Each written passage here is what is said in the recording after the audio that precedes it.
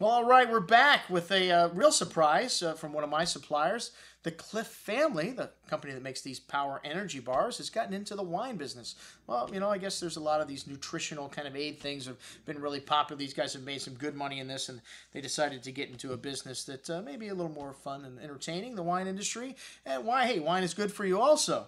And, my only problem is making wine in a vessel that doesn't last more than 6 months.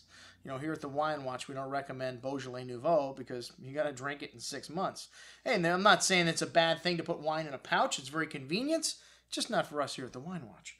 All right, Cliff family, they do have some wines that are not in a pouch. The Sauvignon Blanc that we had to start out, bit of Riesling, Pinot Meunier, Pinot Gris, and Muscat in the blend. This is what I call a kitchen sink blend, which usually I'm not fond of. And this wine had some nice character of that Sauvignon Blanc still showing through, even though all those varietals are mixed up with it. Some pink grapefruit citrus, a hint of grassiness, some melon and fig showing. A really inviting bouquet. And, really nice wine on the palate, too. I would say it's good, but, $13.50. We're looking for a little bit more. All right, next up, the Chardonnay in 1.5 liter bags. We're looking for a lot more in terms of quality. And like I said, these things do not last longer than 6 months. I can just see what happens if this is out on a dock at Southern Wine and Spirits and forgets to go into the cold part of the warehouse. I bet that shelf life is going to be down to 2 months or a month even. So, maybe something that's very convenient. But like I said, the 1.5 liter bag for $16.50. If it's not good, how convenient is it?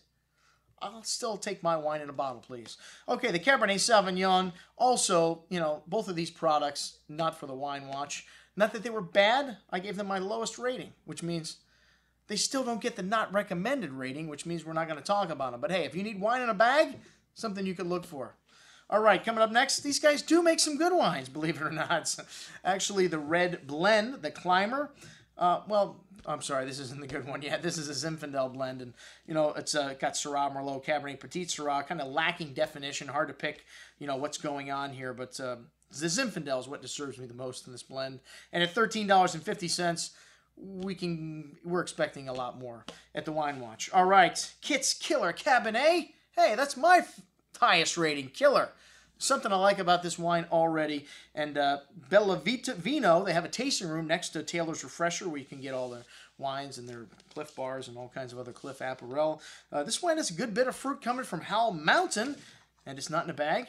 Evident from the nose and that minerality showing, that fresh earth, the dark spices, toasty oak, dark cocoa, cassis, black currant fruit. Big and tannic wine on the tongue, has lots of everything, ripe cassis berry fruit, dark spices, a nice balance and freshness here, good length. Only 450 cases made, but excellent juice. All right, the 2007 Cliff family Zinfandel, Gary's Improv. All right, guys. $27.50. I'm expecting a lot more from Zinfandel, even though there's only 300 cases of this produced. This wine, a little bit of a roasted character to the nose, cherry, strawberry fruit, white chocolate, kind of underbrush, sweet and tart kind of fruits, lacking definition and lacking backbone in this wine. And although it's fresh at the finish, not enough of everything else here to really last.